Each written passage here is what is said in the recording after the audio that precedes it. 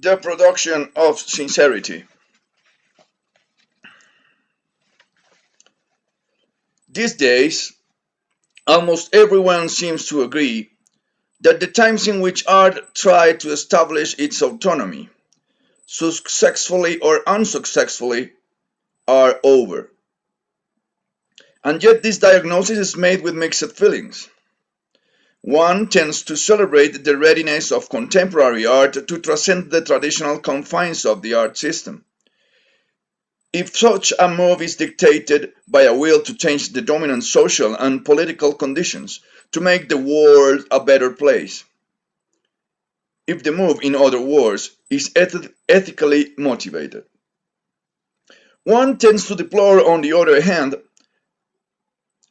that attempts to transcend the art system never seem to lead beyond an aesthetic sphere. Instead of changing the world, art only makes it look better. This causes a great deal of frustration within the art system, in which the predominant mood appears to almost perpetually shift back and forth between hopes to intervene in the world beyond art and disappointment, even despair, due to the impossibility of achieving such a goal.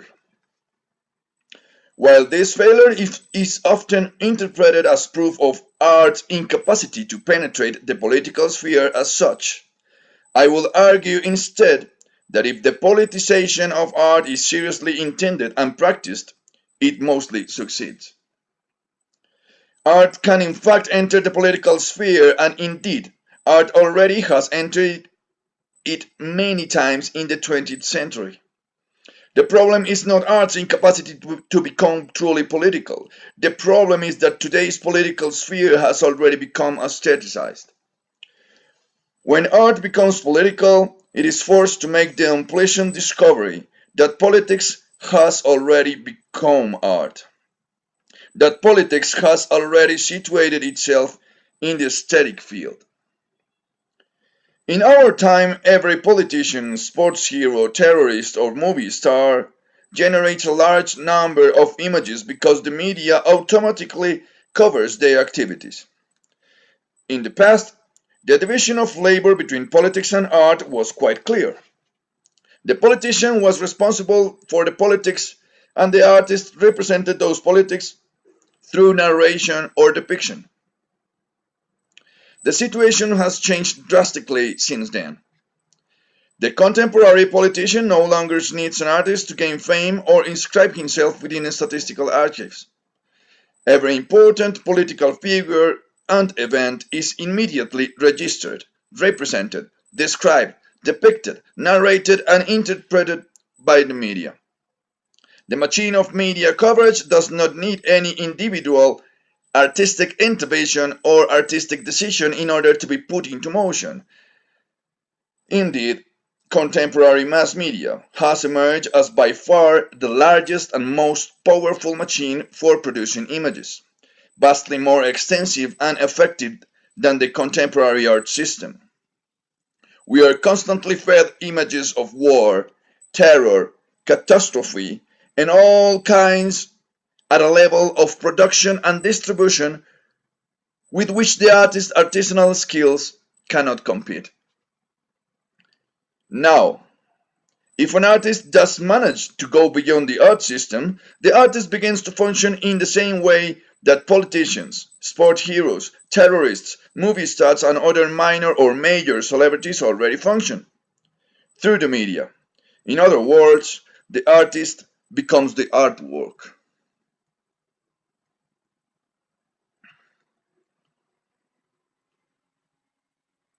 While the transition for the art system to the political field is possible, this transition operates primarily as a change in the positioning of the artist vis-a-vis the production of the image. The artist ceases to be an image producer and becomes an image himself. This transformation was already registered in the late 19th century by Friedrich Nietzsche, who famously claimed that it is better to be an artwork than to be an artist. Of course, becoming an artwork not only provokes pleasure, but also the anxiety of being subjected in a very radical way to the gaze of the other. to the gaze of the media functioning as a super artist. I would characterize this anxiety of one of self-design because it forces the artist, as well as almost anybody who comes to be covered by the media, to confront the image of the self, to correct, to change, to adapt, to contradict this image. Today, one often hears that the art of our time functions increasingly in the same way as design, and to a certain extent, this is true. But the ultimate problem of design concerns not how I design the world outside, but how I design myself, or rather, how I deal with the way in which the world designs me. Today, this has become a general, all-pervasive problem in which everyone, and not just politicians, movie stars, and celebrities, is confronted. Today, everyone is subjected to an aesthetic evaluation. Everyone is required to take aesthetic responsibility of his or her appearance in the world, for his or her self-design. Where it was once a privilege and a burden for the chosen few, in our time self-design has become to be the mass cultural practice par excellence. The virtual space of the internet is primarily an arena in which my website on Facebook is permanently redesigned and redesigned and designed and redesigned to be presented to YouTube and vice versa. But likewise, in the real, or let's say analog world, one is expected to be responsible for the image that he or she presents to the gaze of others. It could even be said that self-design is a practice that unites artists and audience alike in the most radical way. Though not everyone produces artworks, everyone is an artwork. At the same time, everyone is expected to be his or her author. Now, every kind of design, including self-design, is primarily regarded by the spectator not as a way to reveal things, but as a way to hide them. The aestheticization of politics is similarly considered to be a way of substituting substance with appearance, real issues with superficial image making. However, while the issues constantly change, the image remains. Just as one can easily become a prisoner of his or her own image, one's political convictions can be ridiculed as being mere self-design. Aestheticization is often identified with seduction and celebration. Walter Benjamin obviously had this use of the term aestheticization in mind when he opposed the politicization of aesthetics to the aestheticization of politics at the end of his famous essay, The Work of Art in the Age of Mechanical Reproduction. But one can argue, on the contrary, that every act of aestheticization is always already a critique of the object of aestheticization, simply because this act calls attention to the object's need for a supplement in order to look better than it actually is. Such a supplement always functions as a Derridian pharmacon. While design makes an object look better, it likewise raises the suspicion that this object will look especially uglier and repellent were its designed surface to be removed. Indeed, design, including self-design, is primarily a mechanism for inducing suspicion. The contemporary world of total design is often described as a world of total seduction from which the unpleasantness of reality has disappeared. But I will argue, rather, that the world of total design is a world of total suspicion, a world of latent danger lurking behind designed surfaces. The main goal of self-design then comes one of neutralizing the suspicion of a possible spectator, of creating the sincerity effect that provokes trust in the spectator's soul. In today's world, the production of sincerity and trust has become everyone's occupation. And yet it was, and still is, the main occupation of art throughout the whole history of modernity. The modern artist has always positioned himself or herself as the only honest person in a world of hypocrisy and corruption. Let us briefly investigate how the production of sincerity and trust has, has functioned in the modern period in order to characterize the way it functions today. One might argue that the modernist production of sincerity functioned as a reduction of design, in which the goal was to create a blank, void space at the center of the designed world, to eliminate design, to practice zero design. In this way, the artistic avant-garde wanted to create design-free areas that would be perceived as areas of honesty, high morality, sincerity, and trust. In observing the media's many design surfaces, one hopes that the dark, obscure space beneath the media will somehow betray or expose itself.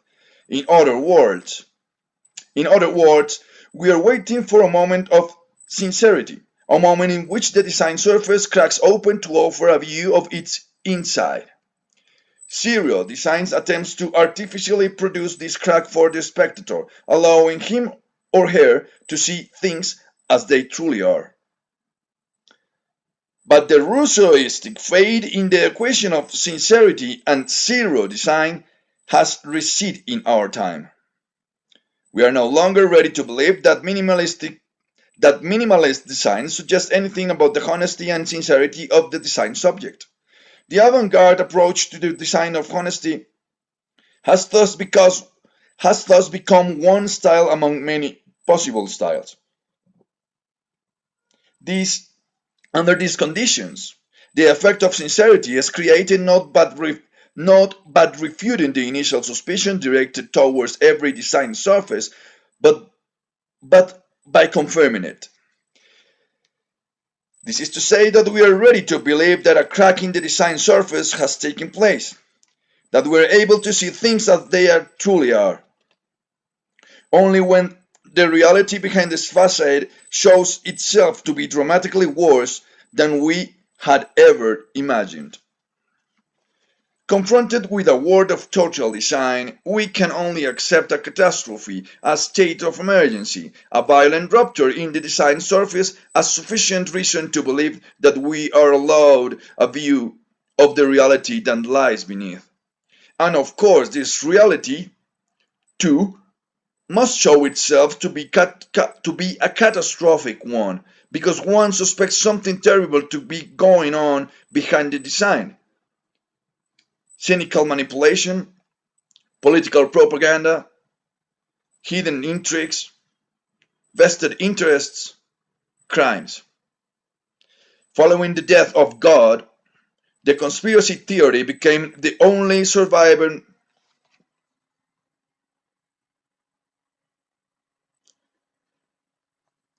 Following the death of God, the conspiracy theory became the only surviving form of traditional metaphysics as a discourse about the hidden and the invisible.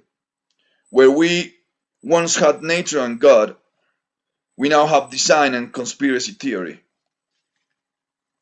Even if we are generically inclined to distrust the media, it is no accident that we are immediately ready to believe it when it tells us about a global financial crisis or delivers the images from September 11 into our apartments.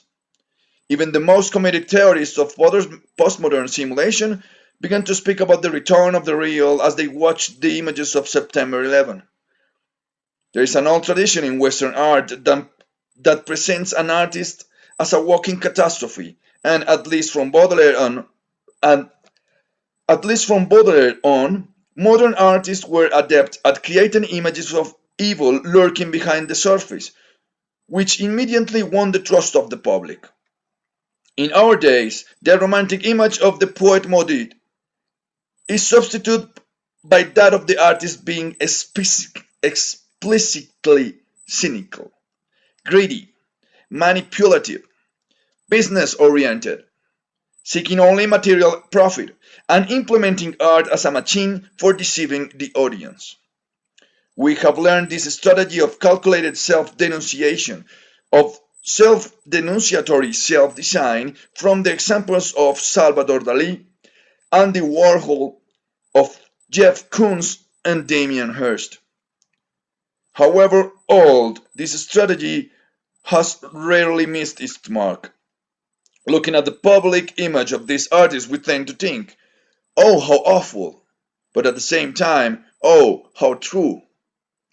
Self-design as self-denunciation still functions in a time when the avant-garde zero design of honestly fails.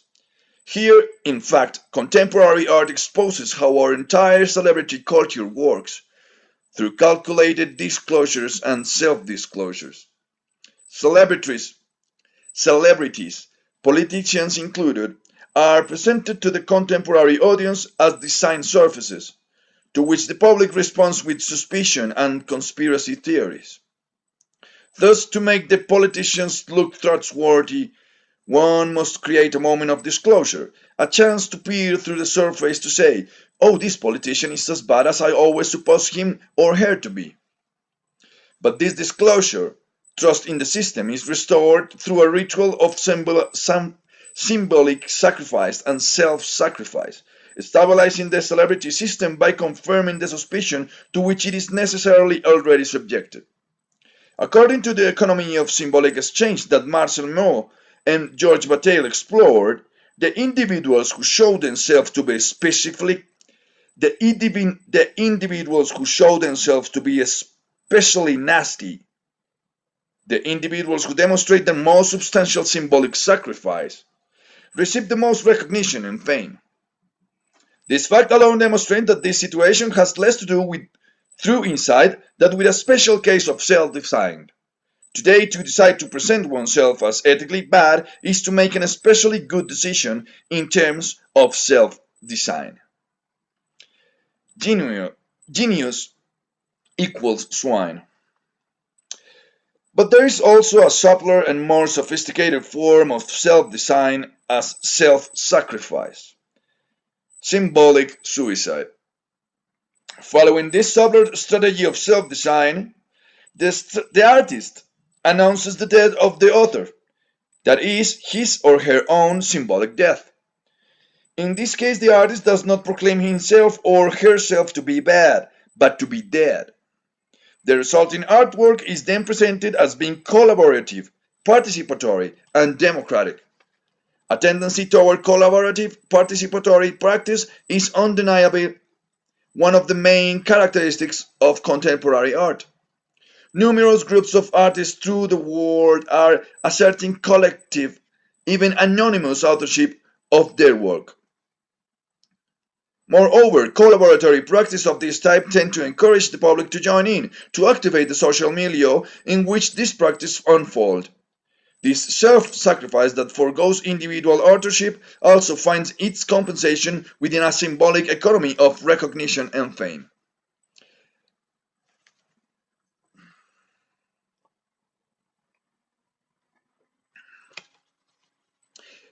Participatory art reacts to the modern state of affairs in art that can be described easily enough in the following way. The artist produces and exhibits art, and the public views and evaluates what is exhibited. This arrangement would seem primarily to benefit the artist, who shows himself or herself to be an active individual in opposition to a passive, anonymous mass audience. Whereas the artist has the power to popularize his or her name, the identities of the viewers remain unknown in spite of their role in providing the validation that facilitates the artist's success. The artist's success. Modern art can thus easily be misconstrued as an apparatus for manufacturing artist celebrity at the expense of the public. Moreover, it is often overlooked that in the modern period, the artist has always been delivered up to the mercy of public opinion. If an artwork does not find favor with the public, then it is de facto recognized as being devoid of value. This is modern art's main deficit. The modern artwork has no inner value of its own, no merit beyond that public taste bestows upon it. In ancient temples, aesthetic disapproval was insufficient reason to reject an artwork. The statues produced by the artists of that time were regarded as embodiments of the gods. They were revered. One kneeled down before them in prayer. One sought guidance from them and feared them. Poorly made idols and badly painted icons were in fact also part of this sacred order, and to dispose of any of them would have been sacrilegious. Thus, within a specific religious tradition, artworks have their own individual inner value, independent of the public's aesthetic judgment. This value derives from the participation of both artist and public in communal religious practices, a common affiliation that relativizes the antagonism between artist and public. By contrast, the secularization of art entails its radical devaluation.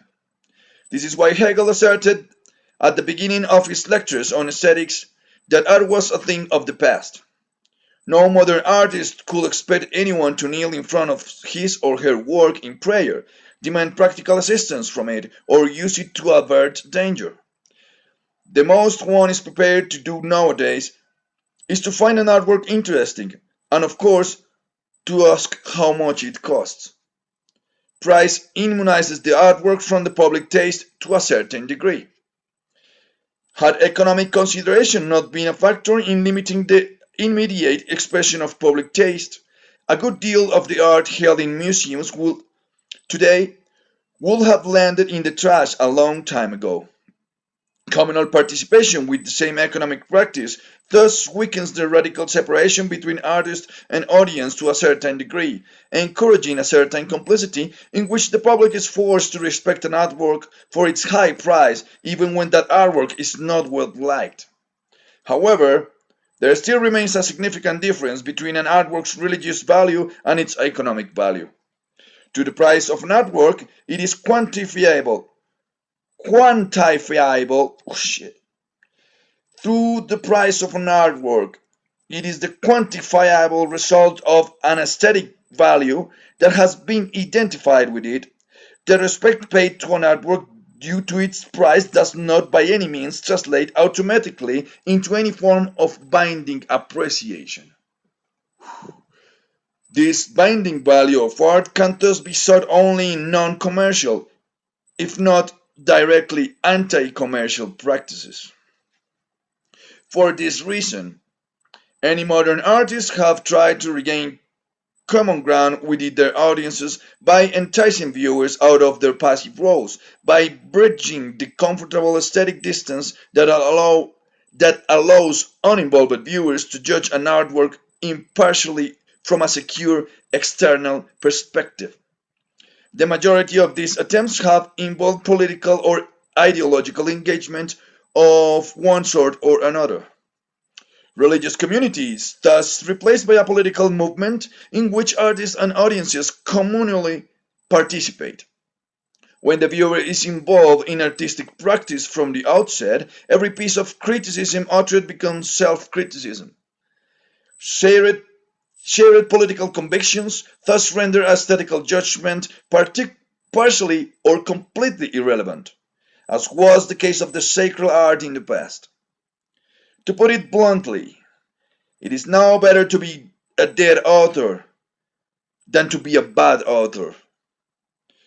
Though the artist's decision to relinquish exclusive authorship would seem primarily to be in the interest of empowering the viewer, this sacrifice ultimately benefits the artist by liberating his or her work from the cold eye of the uninvolved viewer's judgment.